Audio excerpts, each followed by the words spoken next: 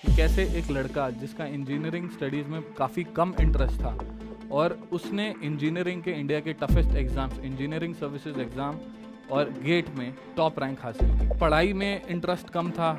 Exam से पहले मैं क्या करता था, किताबें खोलता था। एग्ज़ाम से पहले जब मैं किताबें खोलता था तो आंखें बंद होने लगती थी और आंखें खुल जाती थी तो दिमाग बंद होने लगता था। आत्मविश्वास नाम की चीज़ अगर आपके अंदर आ गई तो मान के चलिए कि रास्ते अपने आप बनते चले जाएंगे, दरवाजे अपने आप खुलते चले। अब बाकी जो मेरा बचा 75% का काम था वो मैंने कैसे कंप्लीट किया और कैसे जो मेरा इंटरेस्ट छूट चुका था बिल्कुल पढ़ाई से, वो कैसे मैंने फिर से अपना इंटरेस्ट क्रिएट किया, इसी के बारे में मैं आगे बताऊंगा। 2009 से 2013 ये 4 साल मेरे इंजीनियरिंग के 4 साल थे जिनमें मेरा इंजीनियरिंग स्टडीज़ में बिल्कुल भी इंटरेस्ट नहीं था, जिसकी वजह से मेरे मार्क्स काफ़ी कम रह गए और 56% से मैंने अपनी बीटेक क्लियर की। अब मैं आपको सीधा लेके चलता हूँ 9 नवंबर 2018 पे। यूपीएससी ने इस दिन अपनी वेबसाइट पे इंजीनियरिंग सर्विसेज 2018 का रिज़ल्ट अपलोड किया और हाँ दोस्तों, मैं इस लिस्ट में था। मेरी रैंक ऑल इंडिया 32 रैंक थी। Thank you. तू हर तरह से जिंदगी मेरा सब्र आजमा ले, तू हर तरह से जिंदगी मेरा सब्र आजमा ले, तेरे हर सितम से मुझको नए हौसले मिले हैं। ये जो 2 लाइन्स हैं ये काफ़ी हद तक मेरी स्टोरी एक्सप्लेन कर देती हैं। इसी कहानी को शेयर करने के लिए आज मैं इस प्लेटफॉर्म पे आपके सामने हूँ कि कैसे एक लड़का जिसका इंजीनियरिंग स्टडीज़ में काफ़ी कम इंटरेस्ट था और उसने इंजीनियरिंग के इंडिया के toughest exams engineering services exam और गेट में टॉप रैंक हासिल की। मैं दोस्तों वैभव छाबड़ा आज एक आईएएस ऑफिसर हूँ। 2009 में जब मैंने बीटेक स्टार्ट की तो मैं काफ़ी हाईली मोटिवेटेड स्टूडेंट था। मैं सोचता था कि मैं कॉलेज टॉप कर जाऊंगा, मैं सोचता था कि कॉलेज की बेस्ट प्लेसमेंट मैं ही उठाने वाला हूँ। बट मेरी कुछ लापरवाहियों की वजह से मेरे मार्क्स धीरे धीरे कम आने लगे। फर्स्ट सेमेस्टर का रिजल्ट, सेकेंड सेमेस्टर का रिजल्ट ये देख के कुछ ये जो मेरे सपने थे टॉप करने के और बेस्ट प्लेसमेंट के, ये मुझे थोड़े धुंधले से नज़र आने लग गए। पढ़ाई में इंटरेस्ट कम था। एग्ज़ाम से पहले मैं क्या करता था, किताबें खोलता था। एग्ज़ाम से पहले जब मैं किताबें खोलता था तो आंखें बंद होने लगती थी और आंखें खुल जाती थी तो दिमाग बंद होने लगता था। तो बस कुछ इस तरीके से मैं अपनी बीटेक कंप्लीट करता रहा। अब मैं 100% श्योर हूँ कि आप सब लोगों को हैरानगी हो रही होगी कि ऐसे हालात में, जिसके ऐसे हालात थे, उस लड़के ने कैसे आईएएस निकाल लिया, कैसे गेट में टॉप 20 रैंक में आ गया। तो दोस्तों मैं आपको ये बताना चाहूँगा कि ये कोई जादू नहीं है, ना ही इसमें कोई राज है। इसका एक छोटा सा सॉल्यूशन है, वो है आत्मविश्वास। अगर आप में आत्मविश्वास आ जाए, आत्मविश्वास नाम की चीज़ अगर आपके अंदर आ गई तो मान के चलिए कि रास्ते अपने आप बनते चले जाएंगे, दरवाजे अपने आप खुलते चले जाएंगे और आज नहीं तो कल आप अपनी मंजिल तक पहुंच ही जाएंगे। समय ज़रूर लग सकता है, किसी को कम समय लगता है, किसी को ज़्यादा समय लगता है। मुझे 3 साल लगे इधर पहुंचने में, लेकिन फाइनली मैं अपनी मंजिल तक पहुंच गया। कॉलेज के बाद 2 साल मैंने एक कोचिंग इंस्टीट्यूट में पढ़ाया। मैं वहाँ पे फिज़िक्स पढ़ाता था। इन 2 साल में मेरे दिमाग में कई बार ये ख्याल आया कि मैं जिस लेवल पे आज हूँ उससे बहुत बेहतर कर सकता हूँ, मैं किसी बड़ी चीज़ के लिए बना हूँ और मैं इससे और ज़्यादा मेहनत करके अपने करियर में और तरक्की कर सकता हूँ। ये ख्याल बहुत बारी आते थे, काफ़ी बारी ये मेरे ख्याल दिमाग में आए। बट यूजुअली होता क्या है, रात को ख्याल आता है, सो जाते हैं, अगले दिन अपनी उसी नौकरी में लग जाते हैं और वो ख्याल गायब हो जाता है। बट धीरे धीरे इस ख्याल ने मेरे अंदर एक मोटिवेशन सी जगाई। यकीन मानिए दोस्तों कि अगर कभी आपको ऐसा कोई ख्याल आपके दिमाग में आया है तो 101% मेरी बात का यकीन कीजिए कि वहाँ पे आपका 25% काम तो बन गया। क्योंकि दिमाग जो है ना, वो आपकी असली काबिलियत को जानता होता है। दिमाग आपसे कभी झूठ नहीं बोलेगा। बट आप बस अपने दिमाग पे भरोसा करना सीखें और अपने इरादों को पक्का करना सीखें। ऐसे ही मैंने अपने इरादे पक्के किए और मैंने बहुत सारे ऑप्शन एक्सप्लोर किए कि मैं क्या कर सकता हूँ जिससे मेरा करियर और बेटर हो सकता है। और फाइनली मैंने सोचा कि मैं UPSC Indian engineering services UPSC IES की तैयारी करूंगा। अब मैं ऑलरेडी एक जॉब में था, मुझे पता था कि ये जो मैं एग्ज़ाम टारगेट कर रहा हूँ ये 8 से 10 घंटे दिन के मांगेगा। वो जॉब काफ़ी अच्छी मुझे सैलरी दे रही थी, 10-15 मिनट दूर मेरा ऑफिस था। फिर भी मैंने ये डिसीजन लिया कि मैं उस जॉब से रिज़ाइन कर दूं। और उस जॉब से रिज़ाइन करने के बाद मैंने आईईएस की, यूपीएससी आईईएस की तैयारी फुल फ्लेजेड शुरू कर दी। अब बाकी जो मेरा बचा 75% का काम था वो मैंने कैसे कंप्लीट किया, और कैसे जो मेरा इंटरेस्ट छूट चुका था बिल्कुल पढ़ाई से, वो कैसे मैंने फिर से अपना इंटरेस्ट क्रिएट किया, इसी के बारे में मैं आगे बताऊंगा। लेकिन उन पॉइंट्स को डिस्कस करने से पहले सबसे पहली चीज़ जो मैं कहूँगा, जो सबसे इम्पॉर्टेंट है सबके लिए, नॉट ओनली यूपीएससी के एस्पिरेंट्स के लिए, किसी भी एग्ज़ाम या किसी भी बड़ी चीज़ को जो टारगेट कर रहे हैं लोग, उन सबके लिए बड़ी इंपॉर्टेंट चीज़ है कि आपको सबसे पहले सकारात्मक सोच लानी है, पॉजिटिव सोच लानी है, पॉजिटिव एनर्जी अपने पास लानी है, पॉजिटिव लोगों के साथ रहना है। ये सकारात्मक सोच या पॉजिटिव लोग मेरी ज़िंदगी में मेरे माता पिता, मेरी बहन और मेरे कुछ बहुत ही अच्छे दोस्त थे। उन्होंने हमेशा मुझे ये कहा कि, हमेशा मुझ पे पूरा विश्वास किया, हमेशा मुझे ये कहा कि अगर तू पूरी नीयत से मेहनत कर लेगा तो ऐसा हो नहीं सकता कि तू ये टारगेट ना अचीव कर पाए। जब भी मैं इस 3 साल के सफ़र में गिरा, उन्होंने मुझे कहीं ना कहीं उठा के सपोर्ट किया। बहुत से नेगेटिव लोग भी मिले, नेगेटिव लोग, जब मैं जॉब छोड़ रहा था, जॉब रिज़ाइन कर रहा था, तो लोगों ने मुझे ये बोला कि आप ये जॉब कैसे रिज़ाइन कर सकते हो, इतनी अच्छी जॉब है, और कैसे आप एक अनप्रिडिक्टेबल चीज़ जिसका पता नहीं है, आईईएस की तैयारी करोगे तो आईईएस बन पाओगे या नहीं, कुछ नहीं पता, आप कैसे कर सकते हो।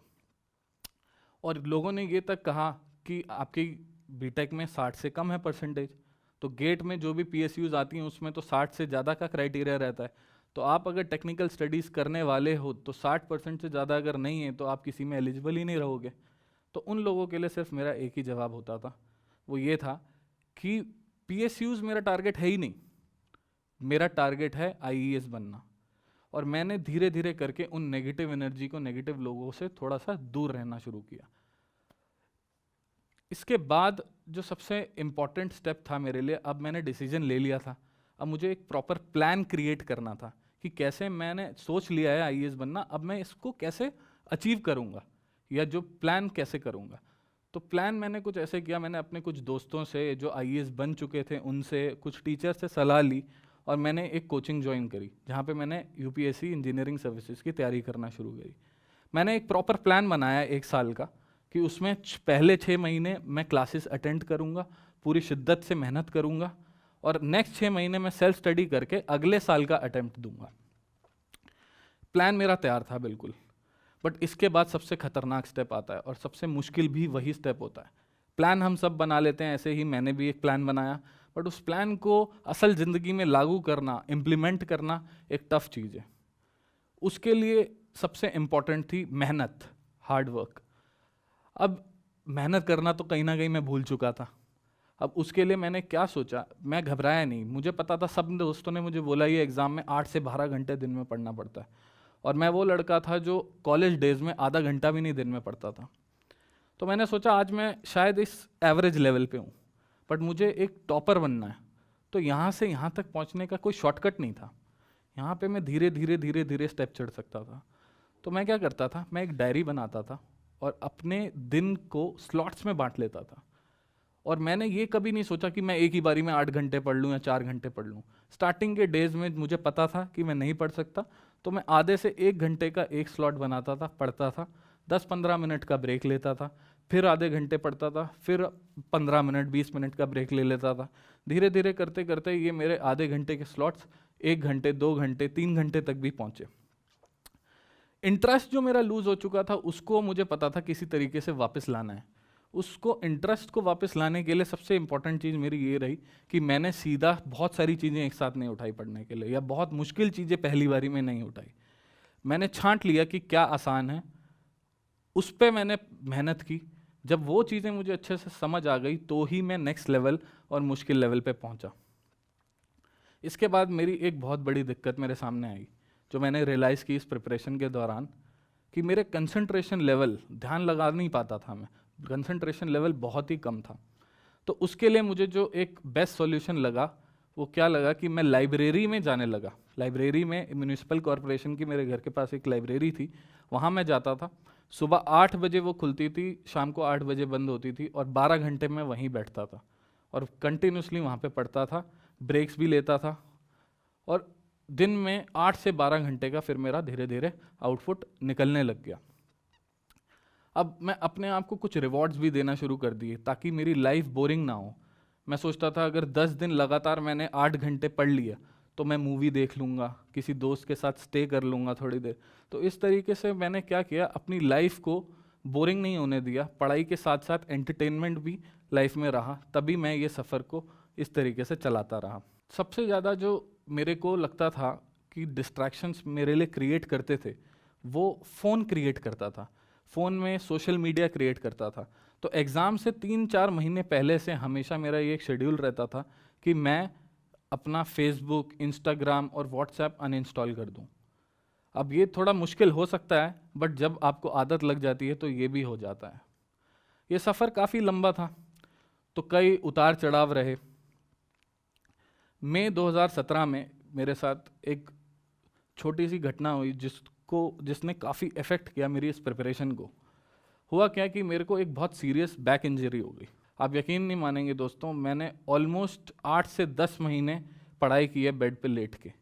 कंटिन्यूसली 8 से 10 महीने मैं सिर्फ बेड पे लेट के पढ़ता था। धीरे धीरे ये मेरी इंजरी रिकवर हुई। इसके बाद भी एक ऐसा मोमेंट आया, जो भी इस तरीके की प्रिपरेशन करते हैं कहीं ना कहीं सबको ये मोमेंट आ सकता है कि आप ये सोचने लग जाते हैं कि आप बस गिव अप कर दें, आप छोड़ दें, आप जहाँ से आए थे वहीं वापस चले जाएं। तो ये सेम टू सेम मेरे साथ हुआ जब मैं मेंस इंजीनियरिंग सर्विसेज 2017 लिख रहा था। मैंने एक बहुत बड़ा ब्लंडर कर दिया उसमें, और मैंने इंस्ट्रक्शंस ढंग से नहीं पढ़े, और ऑलमोस्ट 60 मार्क्स का जो मेरा अटेम्प्ट था वो बिना चेक हुए चला गया। और होना क्या था, मेरा इस साल सिलेक्शन 2017 में सिलेक्शन नहीं हुआ। उस दिन मैंने अपने आप को बहुत कोसा, मैं बहुत रोया, मैं बहुत डिमोटिवेटेड था। मैंने सोचा कि मैं वापस टीचिंग लाइन में चला जाता हूँ, और मैंने सोचा कि ये बिल्कुल भी मेरे बस का खेल नहीं है। मैं बहुत ही ज़्यादा डिमोटिवेट हो गया था। और उस वक्त जो मैंने आप लोगों से पॉजिटिव लोगों की बात की थी, पॉजिटिविटी की बात की थी, उन पॉजिटिव लोगों ने मुझे उस समय खड़ा किया। उन्होंने वापस मुझे मोटिवेट किया कि जब तुम इतनी पास पहुंच ही गए हो तो 1 साल और दो, एक अटेम्प्ट और दो। तो वही मैंने किया, मैं मोटिवेट हुआ, मैंने फर्दर एक और अटेम्प्ट की तैयारी करना शुरू कर दी। अब मेरे जो बीटेक में 60 से भी कम परसेंट थे, मैं जानता था कि मैं किसी भी पीएसयू में एलिजिबल नहीं हूँ। बट यकीन मानिए दोस्तों, जब आप पूरी नीयत से मेहनत करते हैं तो किस्मत भी आपका साथ देने लगती है।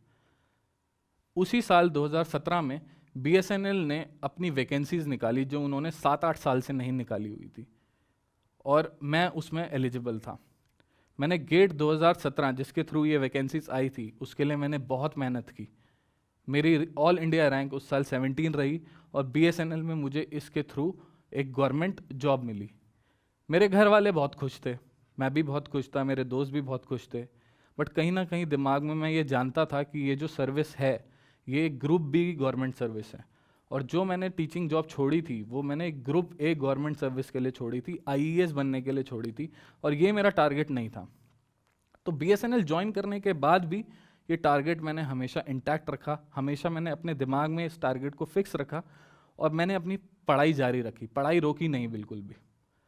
ट्रेनिंग के दिन भी मैं ट्रेनिंग के नोट्स या ट्रेनिंग के सब्जेक्ट्स कम पढ़ा करता था, और इंजीनियरिंग सर्विसेज की प्रिपरेशन में ज़्यादा फोकस करता था। जब मेरी फाइनल अपॉइंटमेंट हो गई तो ऑफिस पहुंचने से पहले सुबह के टाइम 2 से 3 घंटे मैं निकालता था किसी भी तरीके से, और फ़ोन में नोट्स अपने स्कैन करके ले जाता था। ट्रैवलिंग टाइम में मेट्रो में आते जाते मैं पढ़ता था, लंच ब्रेक्स, टी ब्रेक्स में वो नोट्स पढ़ता था, क्वेश्चन सॉल्व करता था। जहाँ से भी थोड़ा बहुत टाइम चुरा पाता था मैं कुछ ना कुछ करके पढ़ने की कोशिश करता था। घर आया, ब्रेक लिया, थोड़ा खाना खाया, थोड़ा रेस्ट किया, शाम से लेके रात तक 4 से 6 घंटे फिर से मैं निकालता था। तो ऐसे करते करते जॉब के साथ भी मैंने दिन के 8 घंटे निकालने का टारगेट बना लिया, और ये टारगेट मैं करता भी रहा। इसी तरीके से मेरा ये सफ़र चलता रहा और मैं मेहनत करता रहा और फाइनली मैंने इंजीनियरिंग सर्विसेज एग्ज़ाम 2018 अटेम्प्ट किया और फाइनली मैं एक IAS ऑफिसर बन गया। दोस्तों, ये एक कहानी नहीं है, ये मेरी ज़िंदगी की एक रियलिटी है और मैं इससे आपको एक मैसेज देना चाहता हूँ कि कुछ भी ज़िंदगी में बड़ा अगर हासिल करना है तो सफ़र तो मुश्किल रहेगा ही रहेगा। और मुश्किलें किसकी ज़िंदगी में नहीं आती, मुश्किलें सबकी ज़िंदगी में हैं। लेकिन मेरी बात मानिए, फ़र्क सिर्फ इतना सा होता है कि मुश्किलों को पार करने का दृढ़ हौसला जिनमें आ जाए वही इंसान सफल होता है। Thank you. इस वीडियो के बारे में अपनी राय नीचे कमेंट सेक्शन में हमें बताएं और अपने दोस्तों के साथ ये वीडियो शेयर करना ना भूलें।